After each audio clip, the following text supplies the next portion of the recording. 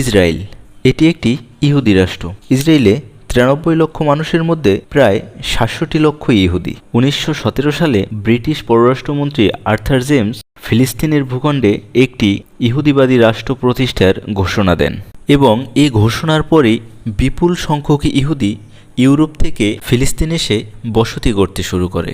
সেখানে 1905 সাল থেকে 1948 সালের মধ্যে ইহুদির সংখ্যা 6 লাখে উন্নীত হয় এবং ব্রিটেনের সহযোগিতায় হাগানা বাহিনী গঠন করেন, যার কাজ হল রাষ্ট্র গঠন ও ইহুদিদের রক্ষা করা। তবে পরবর্তীতে এই বাহিনী সন্ত্রাসী বাহিনীতে পরিণত হয় এবং ফিলিস্তিনিদের ক্ষেতখামার ও বসতভিটা থেকে তাড়িয়ে দেন এবং সেই জায়গাগুলো তারা দখল করে নেন। 1948 সালে জাতিসংঘের এক অধিবেশনে ফিলিস্তিনিকে দ্বিখণ্ডিত করার সিদ্ধান্ত আসে এবং এটি পাশ হয়, যার 45% ফিলিস্তিনিদের এবং 55% ইহুদিদের ছেড়ে দেয়া হয়। এভাবেই প্রতিষ্ঠিত হয় ইসরায়েল।